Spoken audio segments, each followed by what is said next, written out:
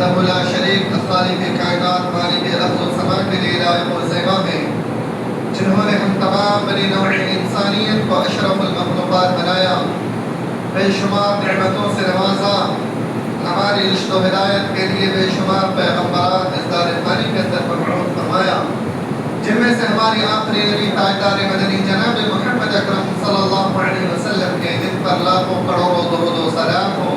اللهم صل على محمد وعلى آل محمد كما صليت على إبراهيم وعلى آل إبراهيم إنك حميد مجيد. اللهم بارك على محمد وعلى آل محمد كما باركت على إبراهيم وعلى آل إبراهيم إنك حميد مجيد. محترم سامعین کرام، معزز بزرگوں، دوستوں، پردہ نشین ماؤں بہنوں، آج کا جو مہینہ ہے یہ مہینہ حرمت والے مہینوں میں سے ایک مہینہ ہے، اور سال کا پہلا مہینہ ہے۔ اس مہینے کے مناسبت سے ایک اہم بات آپ کے سامنے رکھنی ہے کہ زمانے جاہلیت میں جس چیز کو مد نظر رکھتے ہوئے ان مہینوں کا خیال اور لحاظ رکھتے تھے، شاید ہی زمانے جاہلیت کا زمانہ تو ختم ہو گیا ہے، لیکن کہیں نہ کہیں وہ برائیاں، وہ کمی، وہ کوتاہیاں آج بھی ہمارے اندر موجود ہیں۔ ان مہینوں کی جو حرمت ہونی چاہیے، جو اللہ رب العالمین نے حرمت قرار دیا ہے، جن جن چیزوں سے روکا منع کیا گیا ہے، شاید کہ ان چیزوں سے ہم اور آپ رکے ہیں۔ اسی لیے چند باتوں کی طرف نشاندہی کریں گے اور اپنی اصلاح کرنے کی کوشش کریں گے انشاءاللہ العزیز۔ معزز سامعین کرام، عربی مہینے ہمیں یہ محسوس ہوتا ہے کہ 1400 ہجری جب سے چل رہا ہے اس وقت سے عربی مہینہ ہے، جبکہ حقیقت بات یہ ہے کہ اللہ رب العالمین نے عربی مہینوں کو اسی دن پیدا کر دیا تھا جس دن زمین و آسمان کی پیدائش ہوئی تھی۔ وقت کے حساب سے لوگ اپنے اپنے اعتبار سے سالوں کا نام رکھا کرتے تھے۔ بالآخر جس طریقے سے ایک سن چلتا ہے جو پوری دنیا میں عیسوی سن کے نام سے جانا جاتا ہے، حضرت عیسیٰ علیہ السلام کی طرف سے منسوخ کرتے ہوئے، وہیں پر ایک سن اور چلتا ہے جو غالباً آج کی تاریخ میں ملک نیپال میں ہی باقی رہ گیا ہے، شاید کہ کسی اور وطن میں ہو، جسے وکرمی سن کے نام سے جانا جاتا ہے، اور اب تک وہ سن 2083 تک پہنچ چکا ہے اپنے اپنے دور کے نام سے۔ اسلام سے پہلے آخری نبی جناب محمد اکرم صلی اللہ علیہ وسلم کی نبوت سے پہلے ایک سن چلتا تھا عام الفیل کے نام سے، جس وقت ابرہہ نے خانہ کعبہ کو ڈھانے کے لیے آیا تھا، اس وقت ابرہہ نام کا ایک شخص تھا، اس شخص کے نام سے بھی ایک سن چلتا تھا،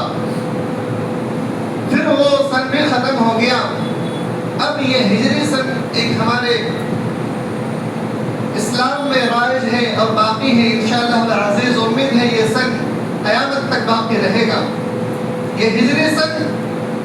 1448 ہجری میں ہم لوگ الحمدللہ پہنچ چکے ہیں، اور 1448 ہجری کا پہلا مہینہ محرم الحرام ہے، اور اسی مہینے کی مناسبت سے کئی ساری ایسی چیزیں ہیں جو عوام میں، سماج میں، معاشرے میں غلط فہمیاں ہیں، جس کے تعلق سے عوام بے خبری میں ہے اور غلط فہمی میں ہے، جس کے نتیجے میں 5 لوگ صحابہ کرام تک کو برا بھلا کہہ بیٹھتے ہیں، نعوذ باللہ، جبکہ اس مہینے میں اور صحابہ کرام کی آپسی معمولی اختلافات میں کوئی تعلق نہیں ہے، کوئی میل جول نہیں ہے۔ ظاہر بات ہے انسان جب دنیا میں ہے تو انسان کے اندر اللہ رب العالمین نے ایک فطرت پیدا کیا ہے ظلم و زیادتی کا، وہیں پر ایک فطرت انسانوں کے اندر اللہ نے پیدا کیا ہے صبر و تحمل کا، وہیں پر ایک اور فطرت اللہ رب العالمین نے انسانوں کے اندر پیدا کیا ہے کہ معاملہ کو رفع دفع کرنے کا اور دونوں طرفین صلح کروانے کا۔ تو یہ ہر دور میں اللہ رب العالمین نے انسانوں کے اندر یہ فطرت پیدا کیا ہے۔ تو معمولی سی بات کو لے کر کے ہم اور آپ بھی آپس میں لڑتے جھگڑتے ہیں، لیکن وہیں پر ہم میں سے کوئی ایک ایسا بھی شخص ہوتا ہے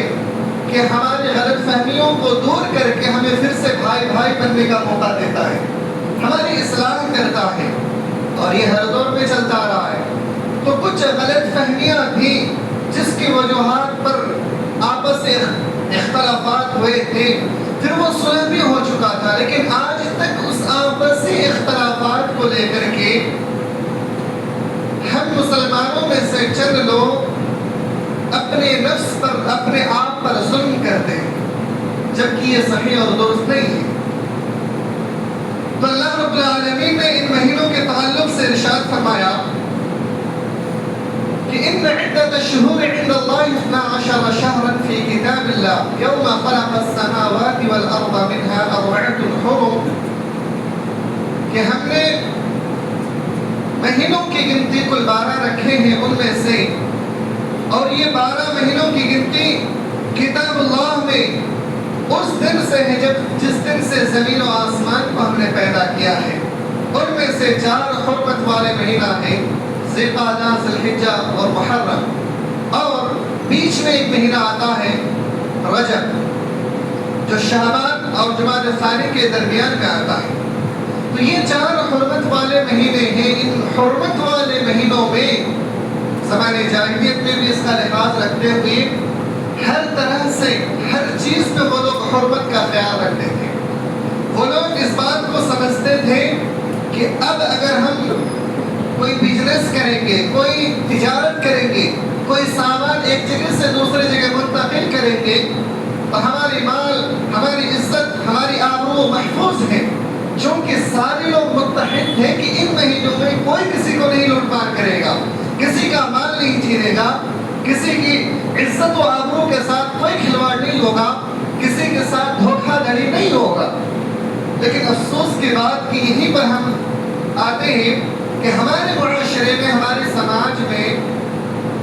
دھوکہ دھڑی، مال میں کمی بیشی،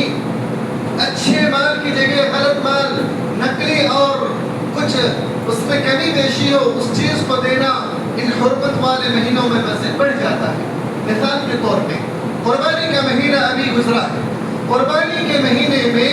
جانوروں کو جان بوجھ کر کے زیادہ کھلایا جاتا ہے، پائپ منہ میں ڈال کر کے، تاکہ اس کا وزن زیادہ ہو اور عوام میں اس کی قیمت زیادہ مل جائے۔ یہ دھوکہ ہے، جبکہ اس مہینے میں دھوکہ دینا حرام ہے، اس کے باوجود ہم اور آپ یہ حرکتیں کرتے ہیں تاکہ اس کا وزن زیادہ ہو اور زیادہ قیمت ملے۔ تو یہ چیز شریعت میں کہیں کسی بھی اعتبار سے جائز اور درست نہیں ہے۔ اسی طریقے سے مارکیٹوں میں سامان اگر خریدنے جائیں تو وہ سامان جو دیگر مہینوں میں ہمیں ممکن ہے 100 روپے مل جائے، لیکن اس مہینے میں چونکہ بقرعید کا مہینہ ہے، محرم کا مہینہ ہے، اور مسلمانوں کے نزدیک یہ دونوں مہینہ خاص طور سے بہت ہی عظمت والا مہینہ مانا جاتا ہے، کیونکہ محرم ذی الحجہ کے مہینے میں ایک تو حج کا مہینہ ہے، پھر قربانی کا بھی مہینہ وہی ہے، قربانی کے تعلق سے ہم دوسرا عید بھی مناتے ہیں، تو عید کے موقع پر کئی ساری چیزیں بڑھ جاتی ہیں، شاپنگ وغیرہ، تو وہی سامان جو ہم 100 روپے میں ہمیں مل سکتا تھا، ہمیں 150-200 روپے میں دی جاتی ہے، اور ہماری مجبوری ہمیں لینا پڑتا ہے۔ اور بہت سارے جو ہم میں سے مسلمان ہیں، جو دکاندار ہیں یا کاروبار ہیں، وہ بھی اس میں مکمل طور سے خرا کا خرا اترتے ہیں، اور کہیں نہ کہیں جو چیز غلط ہے اس پر عمل کرنے کی کوشش کرتے ہیں۔ اور محرم الحرام کے اندر بھی یہ تعزیہ وغیرہ یہ سب مسلمانوں میں سے کچھ لوگوں کے نزدیک ہے، اور اس سلسلے میں جو اصل اس مہینے کی فضیلت ہے اس چیز کو چھوڑ کر کے جو بدعت ہے، جو حرام ہے، اس چیز کو پورے معاشرے میں، پورے سماج میں لوگوں کے اندر رائج کر دیا گیا کہ یہ اسلام کا ایک حصہ ہے، جبکہ یہ اسلام کا حصہ کبھی رہا ہی نہیں، لیکن پورے وطن میں ہر انسان کی زبانی اگر کوئی نام سنیں گے محرم کے نام سے تو تعزیہ کے نام سے مسلمانوں کو جانتے ہوں گے کہ تعزیہ اسلام ایک بہت بڑا تہوار، بہت بڑی عید ہے، جبکہ حقیقت یہ ہے کہ اسلام کے اندر ہے ہی نہیں، ایک بدعت ہے، ایک حرام چیز اسلام کے اندر آ گئی ہے جو کہ کبھی اسلام میں رہا ہی نہیں۔ اسلام کی اصل اس مہینے کی جو فضیلت، اس فضیلت کو لوگ بھلا بیٹھے، وہ فضیلت کیا ہے؟ یوم عاشورہ کی فضیلت، اس مہینے میں کثرت سے روزہ رکھنے کی فضیلت، یوم عاشورہ 9 تاریخ اور 10 تاریخ کو روزہ رکھنے کی جو فضیلت، اس چیز کو بھلا بیٹھے، یا 10 اور 11 مہینے کی جو فضیلت ہے اس چیز کو بھلا بیٹھے۔ اللہ کے رسول صلی اللہ علیہ وسلم ایک دفعہ راستے سے گزر رہے تھے، چند یہودیوں سے ملاقات ہوئی، تو وہ یہودی لوگ روزے پہ تھے۔ اللہ کے رسول صلی اللہ علیہ وسلم نے فرمایا کہ یہ کیسا روزہ ہے، کس لیے تم لوگ روزہ رکھتے ہو؟ تو لوگوں نے کہا کہ اسی دن موسیٰ علیہ السلام فرعون سے آزادی ملی تھی، اور موسیٰ علیہ السلام کو جو آزادی ملی تھی، اسی آزادی کی بنسبت ہم لوگ اس مہینے میں سب سے زیادہ روزہ رکھتے ہیں۔ اللہ کے رسول صلی اللہ علیہ وسلم نے فرمایا تب تو تم سے زیادہ حقدار ہم ہیں۔ تو اللہ کے رسول صلی اللہ علیہ وسلم نے صحابہ کرام سے فرمایا کہ 9 تاریخ اور 10 تاریخ کو روزہ رکھا کرو، یا 10 اور 11 میں کو روزہ رکھا کرو، یہ سنت ہے۔ تو یہ روزہ رکھنا یوم عاشورہ کی یہ سنت ہے۔ ہم جانتے ہیں کہ اللہ رب العالمین نے مہینوں میں سب سے بہترین مہینہ رمضان المبارک کا مہینہ کو قرار دیا ہے، دنوں میں سب سے بہترین دن جمعہ کے دن کو قرار دیا ہے، راتوں میں سب سے بہترین رات لیلۃ القدر کی رات کو قرار دیا ہے۔ اس طریقے سے مہینوں میں جو سب سے بہترین مہینہ ہے وہ رمضان المبارک کا مہینہ، اس کے علاوہ بھی چند اور ایسے ایام ہیں جسے اللہ رب العالمین نے بہترین مہینہ قرار دیا ہے، وہ ذی الحجہ کے شروعاتی 10 دن، ذی الحجہ کے شروعاتی 10 دن، اور محرم کی یہ 9، 10 اور 11، اس کو بھی اللہ رب العالمین نے بڑی اہمیت دی ہے۔ تو اسی لیے جو اللہ رب العالمین نے جن مہینوں کو، جن چیزوں کو اہمیت اور عزت دی ہے، ہمیں اور آپ کو بھی عزت دینی چاہیے۔ تو ان مہینوں میں لوگ غلط کاموں کو چھوڑنا چاہیے، جبکہ لوگ غلط کاموں کو نہیں چھوڑ رہے۔ اللہ رب العالمین کی اس فرمان کے مطابق زمانے جاہلیت میں بھی لوگ اس مہینے کی حرمت کی احترام کرتے تھے، اور اس مہینے میں کوئی لوٹ مار نہیں ہوتی تھی، لیکن مسلمانوں کے اندر، ہمارے سماج معاشرے کے اندر یہ چیزیں رائج ہے اور عام ہو چکی ہے۔ اللہ رب العالمین آگے بیان فرماتا ہے اسی آیت کریمہ میں کہ ان عدت الشہور عند اللہ 12 شهرا في كتاب الله يوم خلق السماوات والارض منها 4 حرم ذلك الدين القيم فلا تظلموا فيهن انفسكم۔ یہ وہ مہینہ ہے جس میں تم کسی طریقے سے کسی کے اوپر بھی ظلم نہ کرنا۔ فلا تظلموا فيهن انفسكم، لڑائی تو ایک ظلم ہے ہی، لیکن لڑائی کے علاوہ کوئی اور بھی ظلم نہیں کرنا۔ حضرت عبداللہ بن عباس رضی اللہ تعالیٰ عنہ بیان فرماتے ہیں کہ فَلَا تَظْلِمُوا فِيهِنَّ أَنفُسَكُمْ سے مراد یوں تو ہر مہینے میں ظلم کرنا حرام ہے، لیکن خاص کر کے ان 4 مہینوں پر کسی بھی اعتبار سے کسی کے اوپر ظلم کرنا اور بھی سخت گناہ ہو جاتا ہے اور گناہ بڑھ جاتا ہے۔ امام قتادہ رحمۃ اللہ علیہ بیان فرماتے ہیں کہ ان مہینوں میں ظلم سے مراد کیا ہے؟ ان مہینوں میں ظلم سے مراد کہتے ہیں کہ ان الظلم فی الاشہر الحرم اعظم خطیئۃ، کہتے ہیں کہ عام دنوں میں ظلم کرنا تو گناہ ہے، لیکن ان مہینوں میں اگر کوئی شخص ظلم کرتا ہے تو وہ ظلم اور مزید بڑھ جاتا ہے، وہ گناہ اور مزید ہو جاتا ہے۔ اور فرمایا کہ فيما سواهما وإن كان الظلم على كل حال عظيما ولكن الله يعظم من أمره ما يشاء، چونکہ اللہ رب العالمین جس مہینے کو چاہے اس مہینے کی عظمت کو بڑھا دے، اور اس مہینے میں اگر کوئی شخص گناہ کرے تو اس کو بڑا کر دے، زیادہ کر دے۔ اور پھر آگے مزید فرمایا کہ جس طریقے سے اللہ رب العالمین نے ان اللہ اصطفى صفایا من خلقہ، اللہ رب العالمین نے اپنے مخلوقوں کی پہچان کی، اپنے مخلوقوں میں سب سے بہترین مخلوق کو چنا، اور پھر رسولوں میں سب سے بہترین رسول چنا، اسی طریقے سے انسانوں میں سے سب سے بہترین انسانوں کو رسول بنایا، اسی طریقے سے مہینوں میں سب سے بہترین مہینہ رمضان المبارک کے مہینے کو بنایا، اور سب سے بہترین کلام قرآن مجید کو بنایا، دنوں میں سب سے بہترین دن جمعہ کے دن کو بنایا، راتوں میں سب سے بہترین رات لیلۃ القدر کی رات کو بنایا، اور پھر فرمایا کہ دیکھو یہ تمام کے تمام اللہ رب العالمین کے نزدیک عصمت والے مہینے دن اور رات ہیں، اور ان امور کی تعظیم اور ان مہینوں کی عصمت وہی لوگ کریں گے جو عقل مند ہوں گے، جو اللہ رب العالمین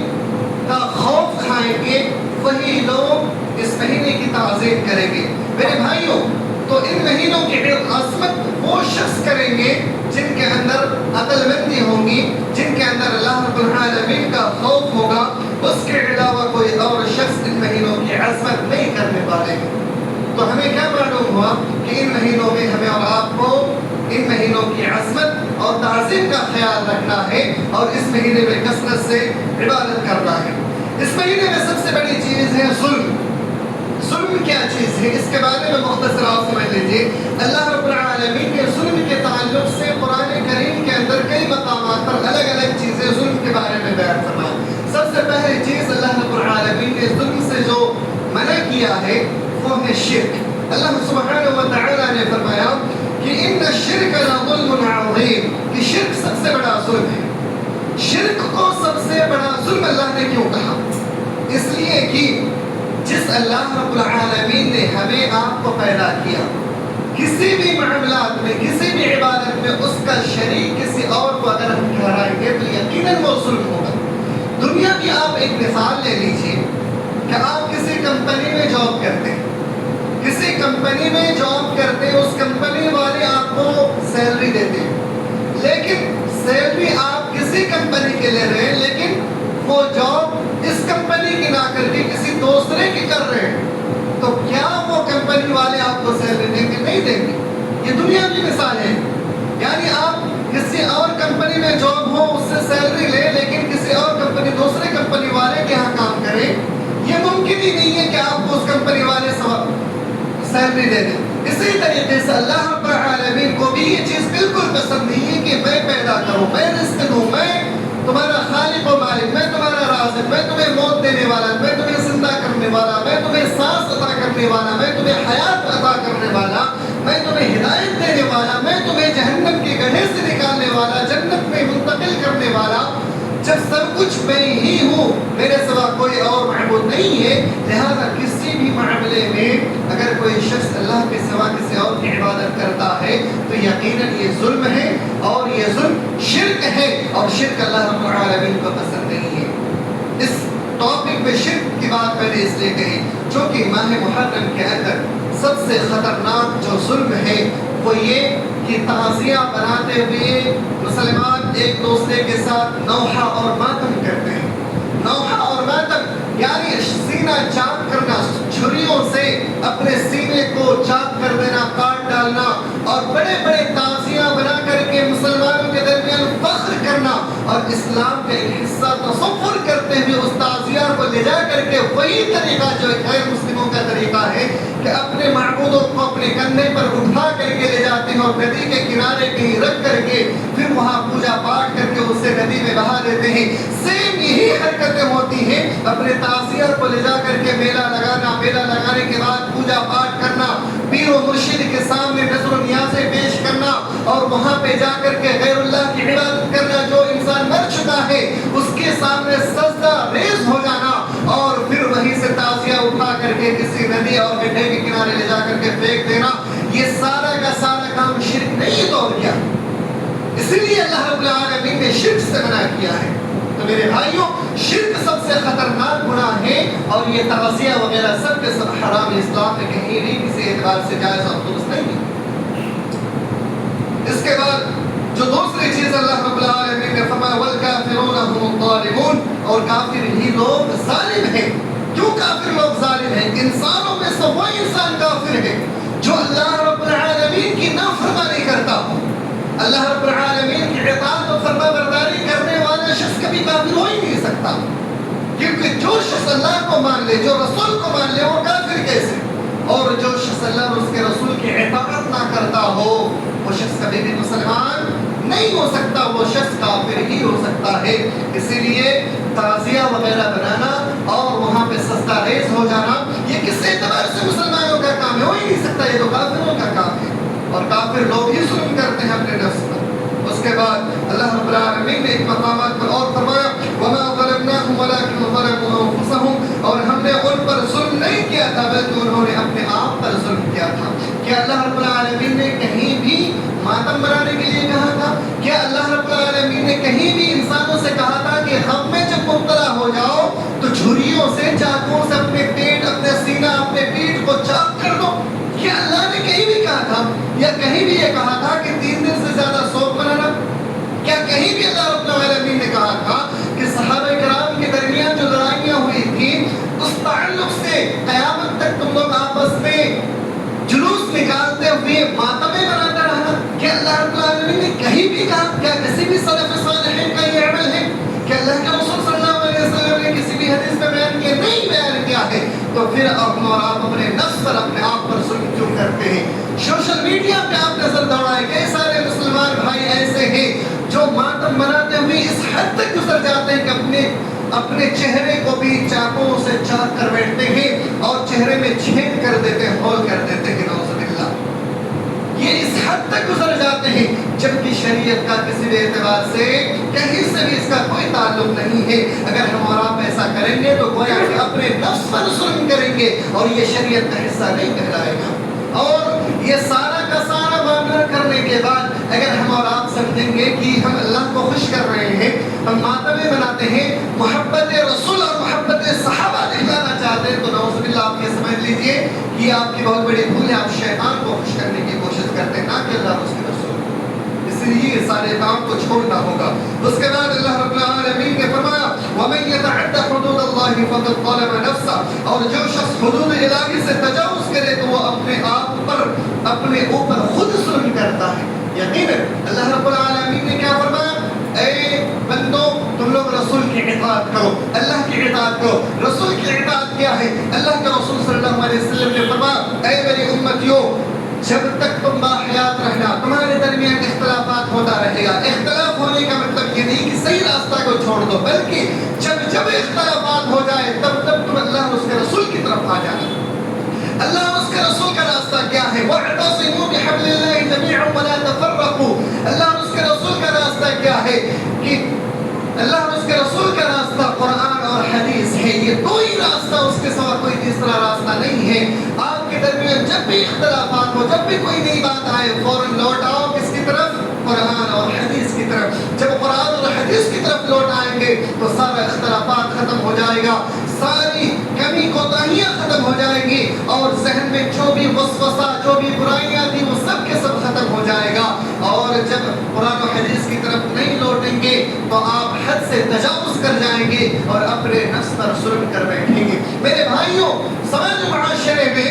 ہر طرح کے لوگ موجود ہیں، کوئی آپ کے لیے خیر خواہ ہے تو کوئی آپ کے لیے بدخواہ ہے، کوئی انسان اللہ اور اس کے رسول کے خاطر دین کی خدمت کرتا ہے تو کوئی اپنے نفس کے خاطر، اپنے پیٹ کے خاطر دین کی خدمت کرتا ہے۔ آپ کہیں گے یہ کون سی بات؟ آئیے میں صحیح بخاری کی ایک روایت آپ کے سامنے رکھتا ہوں۔ اللہ رب العالمین کے سامنے میدان محشر میں جب لوگوں کو جمع کیا جائے گا، ان تمام لوگوں کے درمیان ایک ایسے شخص کو بلایا جائے گا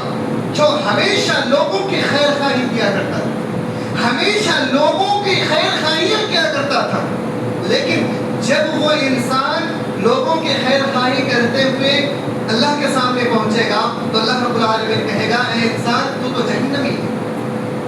خیر خواہی کرنے والا انسان جہنمی کیسے ہو سکتا ہے؟ وہ انسان کہے اے اللہ میں تو صرف اور صرف تیری عبادت کرتا ہے، تیری رضا کی خاطر خیر خواہیاں کیا کرتا تھا۔ اللہ رب العالمین بیان فرمائے گا اے میرے بندے تو نے خیر خواہی تو کی تھی، یہ بات سچ ہے، لوگ سماج میں تمہاری بڑی چرچا تھی، لوگ سماج میں تمہیں بہت اونچے نام سے، عہدے سے جانتے تھے، لیکن حقیقت یہ تھا کہ تم نے خیر خواہی کبھی اللہ کے لیے کیا نہیں تھا، تم نے ہمیشہ اپنے نفس کے لیے کیا تھا تاکہ تم خوش ہو جاؤ اور لوگوں میں تمہارا چرچا ہو جائے۔ تو لوگوں کے درمیان چرچا ہونے کی خاطر تم نے خیر خواہی کی تھی، کہتے ہوئے پھر وہ انسان جھٹلانے کی کوشش کرے گا، اس کی زبان میں تالا لگ جائے گا، اس کی زبان بند کر دی جائے گی، اس کا ہاتھ پیر دیگر اعضاء اس کے خلاف گواہی دیں گے اور پھر اسے جہنم میں داخل کر دیا جائے گا۔ یہ تو ہے جو انسان کے درمیان حقیقت میں خیر خواہی کرتے ہوئے صرف اپنے نفس میں وہ جو اندرونی اعتبار سے خیر خواہی اندرونی اعتبار سے وہ انسان یہ جانتا تھا کہ میں تو دکھاوے کے لیے کر رہا ہوں، لیکن حقیقت کچھ اور یہ بھی ہے کہ ایک انسان ہمارے درمیان ایسا بھی ہوتا ہے جو جانتا ہے یہ سچ ہے یہ غلط ہے، اس کے باوجود بھی اپنے نفس کی خاطر اپنے پیٹ کی خاطر، چونکہ اگر اس نے سچ بات آپ کو بتلا دی تو اس کی روزی روٹی کا مسئلہ ہو جائے گا۔ آئیے میں ایک بابا کی بات بتلاتا ہوں۔ ہمارے استاد شیخ خورشید احمد سلفی حفظہ اللہ بتایا کرتے تھے کہ ان کی ابھی کوئی الحمدللہ وہ واقعات میں ان کی موجودگی میں ایک شخص عتیق الرحمن نام کا ایک عالم تھا۔ عتیق الرحمن صاحب یہ دھیرے دھیرے جھاڑ پھونک کرنا شروع کیا، اسے قرآن و حدیث کا اچھا نالج تھا،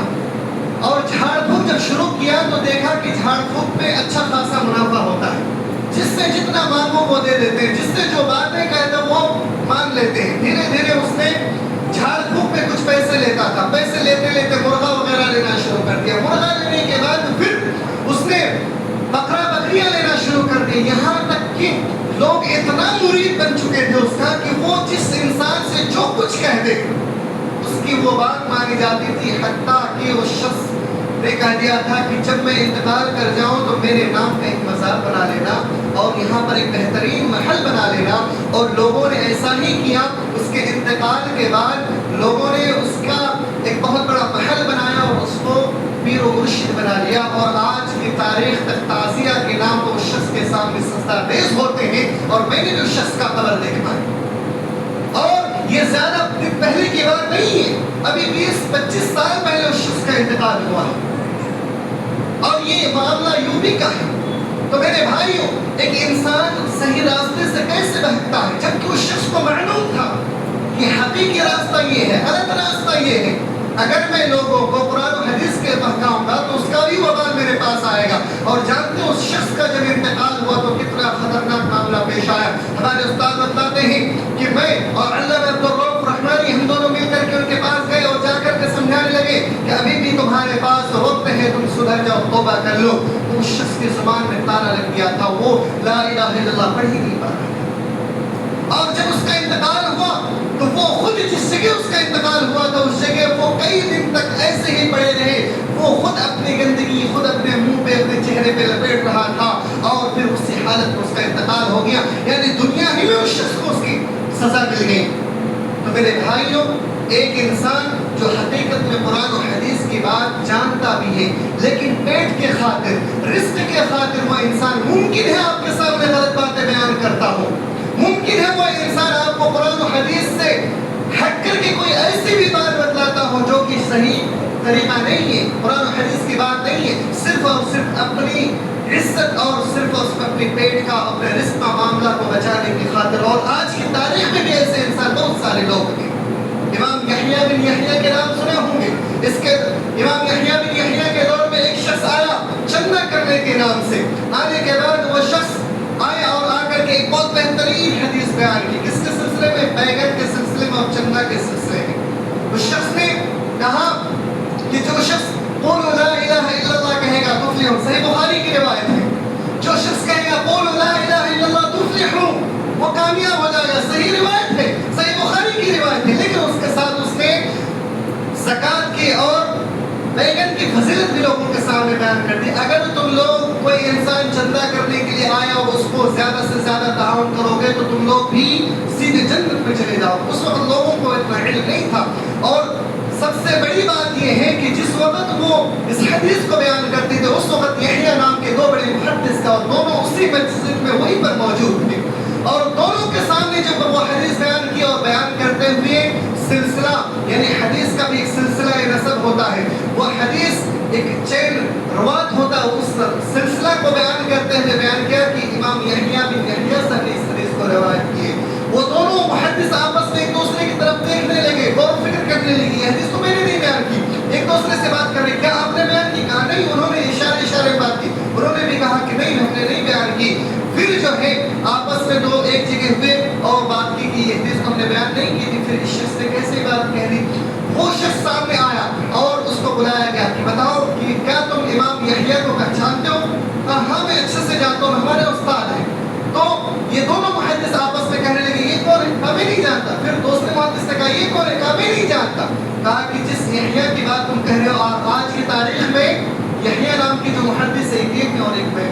کہا کہ آپ دونوں ہی اکیلے یحییٰ کے نام سے محدث ہو، میں نے آپ کے جیسے 10 یحییٰ کے نام سے حدیثیں گڑھ کے رکھی ہے۔ سبحان اللہ، کتنی بڑی بات! ہم نے 10 یحییٰ کے نام سے حدیثوں کو گڑھ کے رکھی ہے، اور ایک نہیں کئی ہزار حدیثوں کو ہم نے بنا کے رکھی ہے، نعوذ باللہ۔ تو میرے بھائیوں، ضعیف اور موضوع باتیں جو ہے اسی دور سے اس سلسلے میں آئی تھی، لوگوں کو بہکانے اور لوگوں کے سامنے برائیاں بیان کرنے کے سلسلے میں۔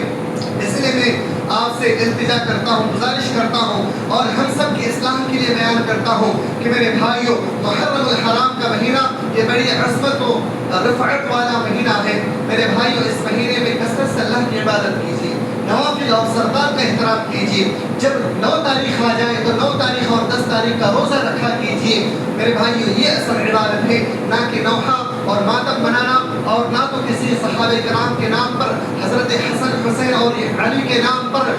جلوس نکالنا، یہ کہیں بھی کسی بھی اعتبار سے درست اور جائز چیز نہیں ہے۔ اس لیے اپنے آپ کی اصلاح کرنے کی کوشش کیجیے، اپنے نفس پر ظلم کرنے کے بجائے اللہ رب العالمین کے مطیع و فرمانبردار بندہ بننے کی کوشش کیجیے۔ میرے بھائیوں، ہم سب کے لیے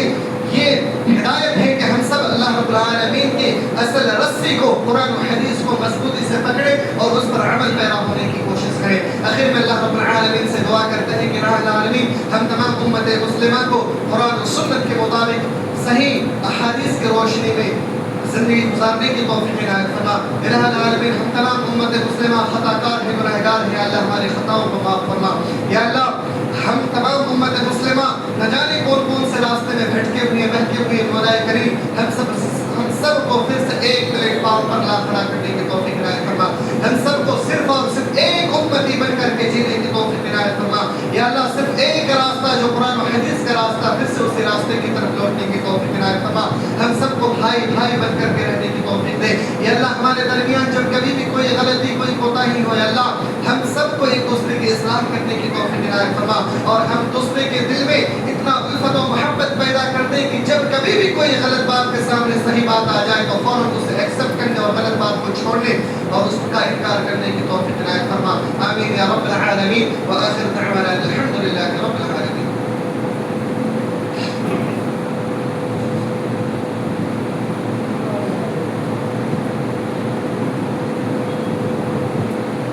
إن الحمد لله نحمده ونستعينه ونستغفره ونؤمن به ونتوكل عليه ونعوذ